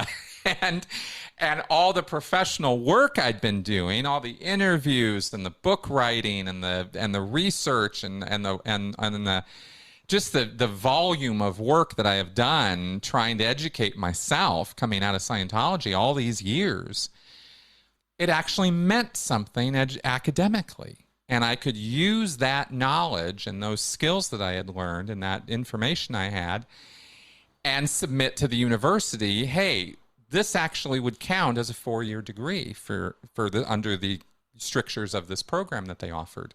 And they said, damn right it does. Absolutely, you're in. And I was like, what? So, I got the money, I figured it out, and I went for it. And I, in retrospect, I might have possibly benefited from a part-time program, but, screw it. I'm going full-time. I went in, and I just do it. If I'm going to do it, do it. And I dived in, and I started the program. And so I did all the required classwork. We figured out the lecture stuff because they had a whole United States cohort of people who were over here in the U.S. doing the program online. So we get to interact together through social media or through meeting software. And we got to get our lectures and have our weekly discussions with Rod and Linda and help us through the classwork and through the presentations we put together and the papers we wrote. And oh my God, the first term. So the program, very briefly, the program it's a trimester program. So there's 3, 1, 2, 3 sections, and there's 2 classes in the first one, 2 classes in the second one, and then the third term is your master's, is your thesis, your research paper. And so I went, okay, and I took on 2 classes at a time and all the papers and everything else that had to be done with that. And I was way in over my head, of course, but everybody else is too. It was so funny how everybody, no matter their background, I thought going in, my lack of a 4-year degree was a big handicap. It wasn't. It wasn't at all. I didn't know what university education was like. And I came to learn. So did a lot of other people on the program. And so we would commiserate and work out our stresses and difficulties and stuff. And the first term was the hardest because you never quite know. I was thinking that the funny thing for me, my big problem in the first term and really throughout was I kept thinking the papers I was writing for the program needed to be publication quality. And so I was really holding myself to this unbelievably ridiculous standard. And once I got the first papers in and got very good scores on them, I was like, oh, I actually kind of do know what I'm doing a little bit, right? Where at first I was like, I have no idea what I'm doing. I don't know what I'm doing. I kept saying that. I don't know what I'm doing. And I learned, no, I do know what I'm doing. And I had successes after success after success in the program. I didn't fail anything. I didn't crash and burn. But like everybody else on the program, we all thought we were going to so many times because it's stressful. Higher education is stressful and there's a lot to learn and you got to do the work. And we all did the work, but it was just like, oh my God, am I doing it right? But there were so many wonderful lecturers who came in and spoke with us about so many different aspects of coercive control. And the great thing about the program is it covers not just cults. It's not just about cults like Scientology and Jim Jones and David Koresh. It's about domestic violence and the coercive control that can occur in a household. And it's about gangs and trafficking and cults. And so there's the coercive control that can happen in groups. And then I mentioned the human trafficking element, which is another part of coercive control. So I got a really great education in all of these domains. And I did not see so many things coming that illuminated and lit up so many parts of this topic that had been unclear to me, or just kind of mysterious in some fashion, or I'll get to that someday, maybe. I'm not sure how it relates. The program put it all together, so it was very obvious how it related. And so coming out the other side of that, I got to do original research on the topic of Scientology. And no one was more surprised than me that I learned so much more about Scientology by doing that work. It was not a gimme. It was not I'll just go sit down and write a 15,000 word paper. I had to work.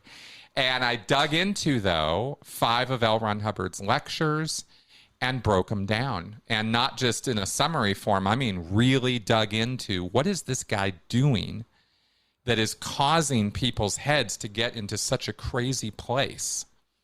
And I learned an awful lot about how clever and crafty L. Ron Hubbard actually was. It was no accident that he did what he did.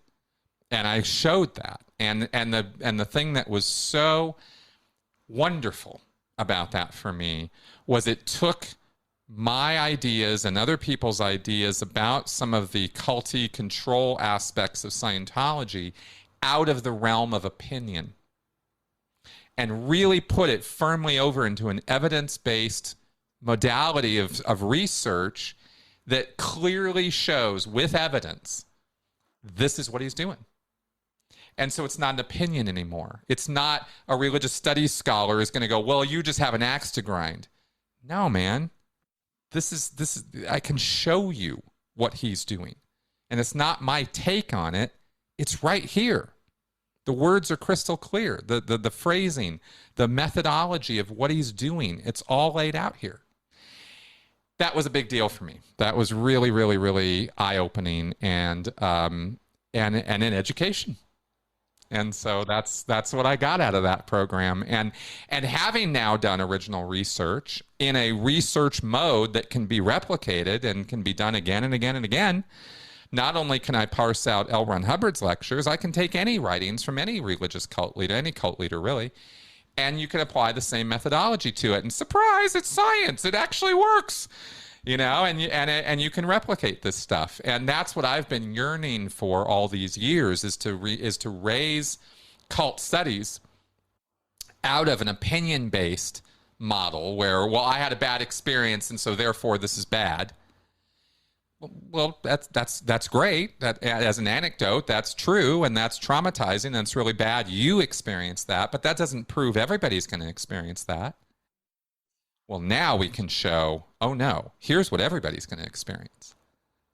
Here's what's going to be done to people who go into these groups. We had a chat a few months back about your experiences of the course at Salford. When I look at the course itself, it really is appealing to me in the same way that you've explained it was appealing to you. And I was wondering if I would be eligible for the course. And then you were like, well, I didn't even have a degree. And I was Right. like, what do you mean you didn't have a degree? And you're like, I had no formal higher education. And yet here you are with your Salford certificate on the wall behind you. That's right. That's right. And I get to brag, humble brag. I get to brag with distinction. That's amazing.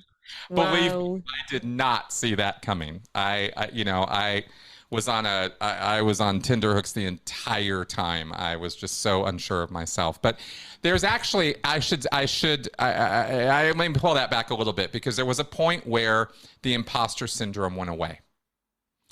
And that's a thing with people. It certainly was a thing with me, right? You learn and you learn and you learn.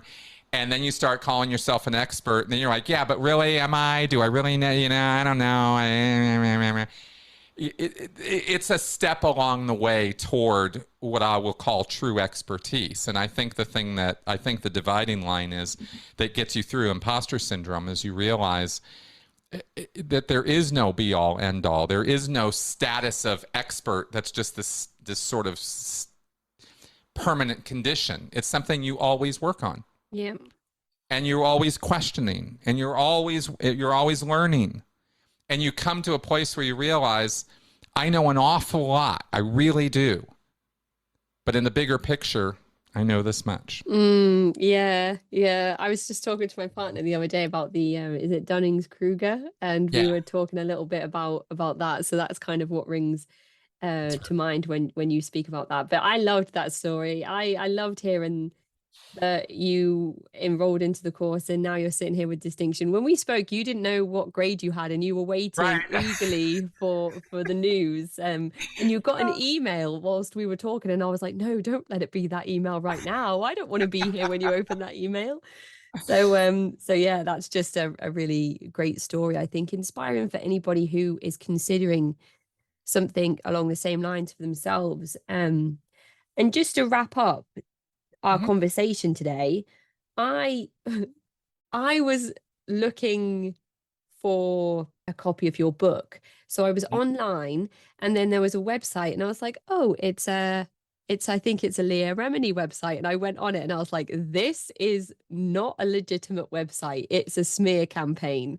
Correct. Yes. Would you say that that's the extent of the fair game policy that's come onto you, this website? Yeah, that's kind of the worst of it. I've really lucked out in a number of ways. For whatever reason, and I've said this before, and I'll just keep saying it because it's true. For whatever reason, the Church of Scientology considers me a negligible threat. And fine, I'm not in this to get recognized by the Church of Scientology. I don't care what they think about me at this point. But that website is pretty much what they think about me. And it's my ex-wife trashing me on video, because I was married when I was in the Sea Org. And I divorced my wife when I left because she wanted to stay and I didn't. And there were other issues with our marriage and whatever. But that's between me and her. It's not the world's business. But Scientology makes it the world's business by putting it up on video. And that's how they chose to trash me and make it so that people don't want to listen to what I have to say. And it's just so kindergarten, silly, stupid that all it's really done is attract more people to me and my channel. So at the end of the day, thank you, Scientology. I appreciate that. Other Scientologists, other ex-members, and I'm specifically talking here maybe about Leah and Mike and Tony Ortega, have had real shellackings thrown their way, things that are not a joke. And they do get stalked and they do get harassed and they do have their good name smeared in ways that is just not acceptable in any kind of civilized society. And yet Scientology gets away with it under freedom of religion and freedom of speech and all this other kind of nonsense where we really go too far with that stuff. So fair gaming is a real thing. I've just managed to fly under the radar of it for whatever good reason, and I'm thankful for it. I don't need that kind of trouble in my life. I've got plenty of other problems to deal with. One of the things that happened at CrimeCon, which was really funny, when I went in June this year, the building that that hosted the convention, it was, you had to go up these steps in London next to this big building, and it took you to a little kind of alleyway that led to this big, beautiful hotel. And then when we were at the convention, somebody said, "Oh, you should go to the Church of Scientology building while you're here." And I was like, "Well, where's that?" And they were like, "Oh, it's just the building next door." So I didn't realize that I'd actually walked past it to get to the hotel. And when we went to take a picture outside in my Cult Vault t-shirt, which I was actually quite scared doing, because I was like, "Oh no, what if I get..." And then I was like, actually, if someone comes to ask me a question, I'll just ask them some questions. But outside, there was a billboard that said free personality tests. And I was with my friend Cherry. She was like, "We should go in." And I was like, "No, we shouldn't." She was like, "Yeah, let's go in. I want to know what my free personality test says about me." And I was like, "Well, that's how they get you. You know, that's one of the ways they're going to reel you in. They're going to identify something that resonates with you, like your daily horoscope, and they're going to say, we can help you work on that or fix it." That's And right. she was like, "But I want to know what my personality test tells me about myself."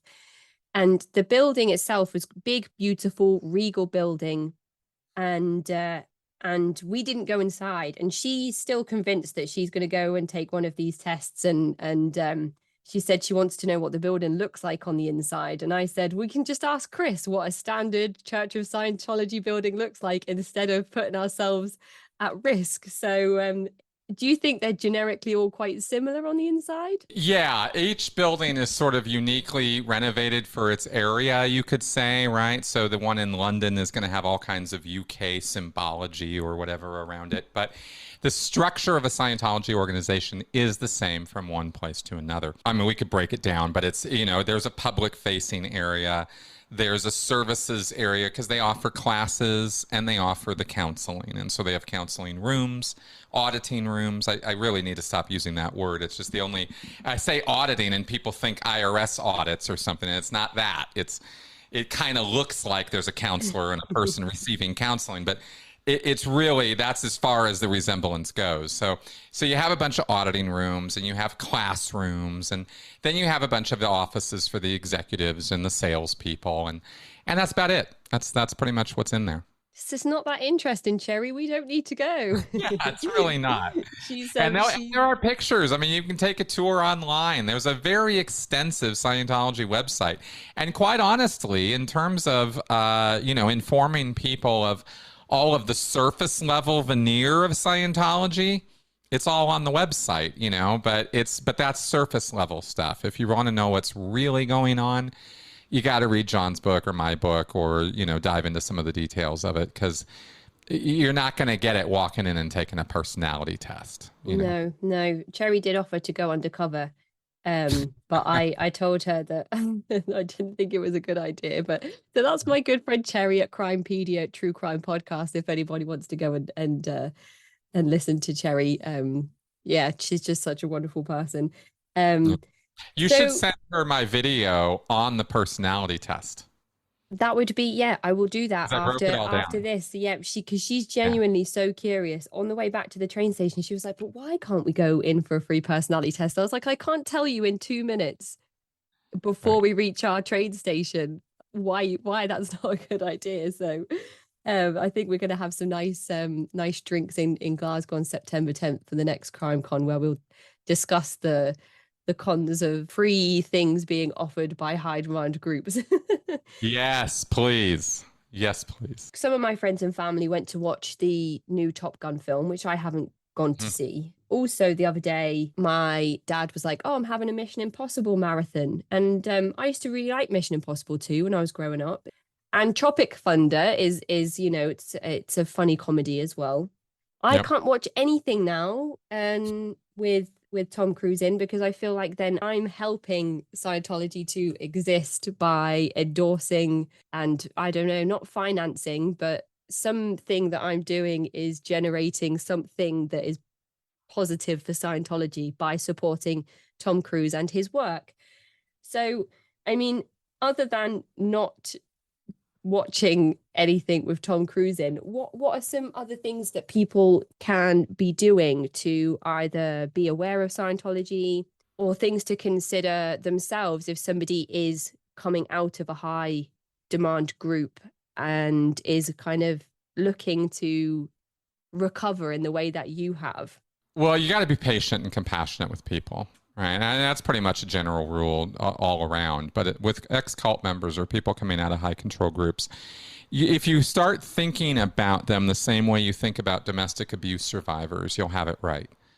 You know, you're talking about people who have been through an experience that nobody wanted and nobody deserved and nobody expected. And so blaming them, pointing fingers at them, telling them it was their fault, telling them they shouldn't have made those bad decisions in the first place, none of that is helpful at all. And it doesn't do anything to help them in the rest of their life moving forward. So please don't do those things. Instead, be compassionate, be helpful, be understanding, listen more than maybe talk when it comes to dealing with people who are just fresh out of these groups, because they need a compassionate ear and they need an understanding shoulder, to lean on. As far as, what people can do to help the cause, I guess you could say, in terms of the fight against these kind of groups, I don't envision a world where cults don't exist. It's kind of like saying that, envisioning a world where food doesn't exist. It's just not, people are people. And we get into groups, and sometimes bad eggs, bad apples rise to the top because they want to, and because people need somebody to follow, and they don't necessarily see or understand the red flags of what coercive control looks like, or what abuse looks like when they are being sold on that abuse because of the cause or the purpose or the meaning of the group or something like that. You can't make an omelet unless you break a few eggs. This kind of attitude is very, very easy to fall into when you are fresh into a group, or you're excited about it and it's kind of the rose-colored glasses. It's really the same kind of energy as a new relationship energy. It's like, oh, this is so great. I love this so much. And I really would advise people when you're getting into any kind of a group situation of any kind, what sports club, karate dojo, acting class, religion, whatever it is, always keep one foot kind of at least in the direction of the door, like, remember there's a door. I mean, something, keep that in mind, that you can always, and maybe sometimes should, just turn around and walk away. It's okay. It's better than sticking with a situation that you keep thinking might get better if you just were a better person. If you're thinking that way, it's already too late. Turn around and run, because that's not the situation you want to be in, and that's on a personal level. And as far as helping in the bigger fight or whatever, it's getting educated, it's talking intelligently about this stuff, and it is helping to share forward our work, what we do, because all the data that people need is here. Cults are now an understood thing, and that's a really good thing. We have made so much progress with the exposure of Scientology and NXIVM and even business cults. I mean, Enron, that old company that just went completely crazy, they were really culty. That was a business cult. And understanding that and understanding how that works is one thing. Finding yourself in the middle of it and figuring out what to do about it is hard. And so more and more people sharing more and more of our work will help with educating people about it. And those are the two things, there's a few things I can think of off the top of my head. How's that for an answer? Yeah, I think it's great. I think it's great. Yeah, I don't know how I would answer that myself in terms of fighting the good fight in our sense of the good fight, not in the Sea Org sense of the good fight. Yeah, exactly. But Exactly. sensiblyspeaking.com. Mm-hmm. Chris has a podcast with thousands and thousands and thousands of episodes. The critical Q&A is something that Chris does as well with the live show on Fridays. So I'll post all these links in the episode description. And thank you so much for everything that you do to contribute towards cultic studies, officially and unofficially, Chris Shelton MSc. I hope some people will head over, if they haven't already, to check out your work, to hear more about you speak on Scientology. This has kind of been like a taster session of everything that Chris knows. It's just so much information. I don't know how one person can store all those dates and just reel them off. It's definitely a skill. And I've learned a few new words today, which is amazing as well. Something I wasn't sure of, and I wondered if you could just wrap it up for me before, or summarize it for us before we say goodbye. Who is Danny Masterson? Why is it significant to Scientology, and why are they getting bad press because of that right now? Okay, cool. So Danny Masterson is a celebrity. He's an actor. He was he's been in a number of shows, most famously that 70s show. And then more recently on Netflix, he was on a show called The Ranch before he got yanked out of that because numerous women have accused him of sexual assault. And the nature of the sexual assault is quite heinous. It's quite gross. Drugging them, doing things to them that when they were passed out, things like that. It's pretty Bill Cosby level kind of stuff. And those are the accusations. Whether he's guilty of those things or not has yet to be determined by a court, which is supposed to happen this year. I think October is when the trial is scheduled. At this point, they're asking for delays to move it forward because Danny Masterson likes to use Scientology legal tactics and delay as long as he can. And so this has been going on now for upwards of 20 years. The earliest accusations are 20 years old. This has been covered up by the Church of Scientology. This was known by the church and people in the church. This is documented fact, not my conjecture. The women who have come forward, some of them, most of them, are ex-Scientologists. And so because they were Scientologists, and because Danny Masterson is a celebrity VIP Scientologist, who, by the way, his entire family are Scientologists. Many of his social connections are Scientologists or Scientology adjacent, we might say, Scientology friendly. You're never going to see Ashton Kutcher speak out against Scientology, for example, even though he's not a Scientologist as far as I know. But he's good friends with Danny Masterson, right? So you have this circle of people who are very heavily involved in this, and this is at the family level. So this whole thing was kind of aided and abetted, you could say, by the church, who helped cover this up by telling these women that what happened to them isn't what happened to them, and actually raking them over the coals for even bringing the accusations. Finally, after years and years of struggling to try to bring some level of justice to this situation, the women, the accusers, actually found out about each other because they had gone to the LAPD. The LAPD had kind of dragged its heels investigating this. But finally, after enough time and enough effort, enough work on their part, they are getting their day in court. And so now Danny Masterson has finally been actually indicted for these charges and is going to be going to trial. We are not sure, we being the people I talk to in the ex-Scientology world, we're not sure at all what's going to happen. Best case scenario, of course, would be that Scientologists would be called in as interested parties or involved in this in terms of covering it up. But no, none of us are holding our breath that that's actually what's going to happen. The Scientology connection has been already made in the pre-trial hearings. Scientology has been read into the court record as part of this, some of the works of Scientology. So we'll see what the strategy of the lawyers, the prosecutors are in dealing with this. None of us know. We're not privy to that information, but we're hopeful that those connections will be made. But regardless of that, those women need justice.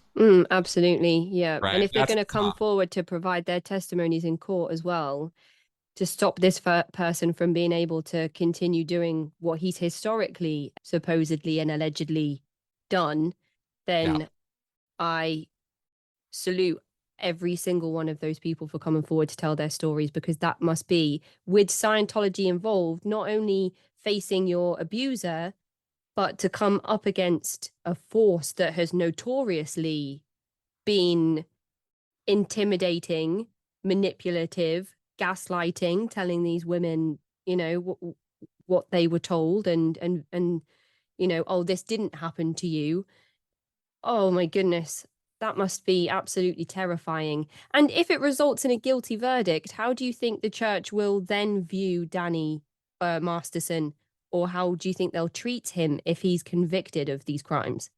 Well, it depends an awful lot on how the trial plays out and how much Scientology is actually directly involved in the trial, if at all. Right now, the party line is that he is being railroaded. These women are all opportunistic liars. The church, by the way, and I really need to mention this, this has not been a benign thing. These women have been stalked, harassed, followed, fair-gamed by the church flat out for years.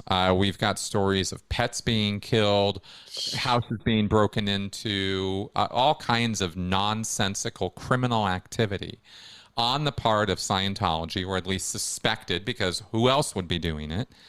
You know, all these women are experiencing it. It is disgusting what the Church of Scientology gets away with in this regard. And in fact, they're trying to bring a civil suit for all of those gross fair gaming activities. And the courts are not really seeing eye to eye with these women on that count. The criminal case is moving forward exactly as it needs to and going through the system. The civil trial has been completely derailed by Scientology's tactics. And they are being made to kowtow to contract law, if you can believe this. A religious group is using contract law to keep these women from being able to sue the Church of Scientology. That's how off the rails our court system is in regards to contract law and religion. And there is no excuse for it. I am fit to be tied about the entire thing. I think it's disgusting what they're getting away with. But the judges are giving Scientology a pass. And by that I mean they are forcing these women accusers to go to the Church of Scientology and engage in religious arbitration carried out by Scientologists to determine whether Danny Masterson and the church is harassing them or not. That's what judges in courts of law right now are saying these women have to do, so that they can get the church to stop killing their pets, breaking into their homes, and making their lives miserable. So we have major problems with the legal system in the United States when it comes to justice for cult members. Mm-hmm. And coercive control is recognized in the law in the UK as a problem in the domestic sphere. They are now pushing, Alexandra Stain, for example, and other cult experts in the UK are pushing hard to get those laws applied to these cultic groups. We don't have anything like that in the United States, and we desperately need it. So referring to your last question, if anybody out there who is in a legal frame of mind or expertise or profession, please look into what can be done to deal with these legal issues, because so far we've been coming up real short on solutions to that problem.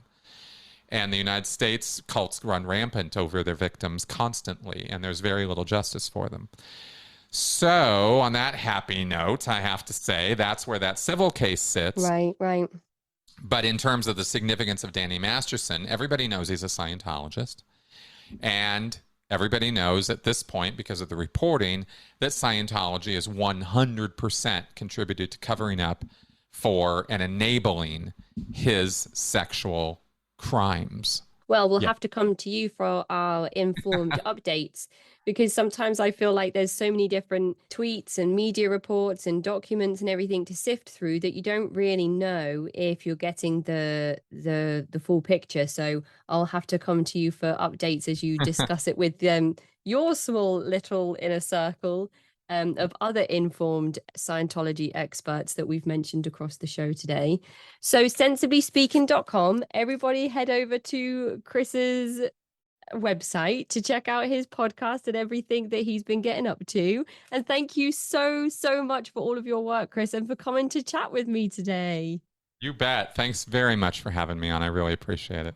Thanks, Chris. I'll speak to you soon. Take care. Bye-bye. That is the end of this week's episode. If you'd like to get in touch, you can find me at cultvaultpodcast@gmail.com or follow me on Twitter and Instagram @cultvaultpod. I'm your speaker, Casey, host of the Cult Vault podcast.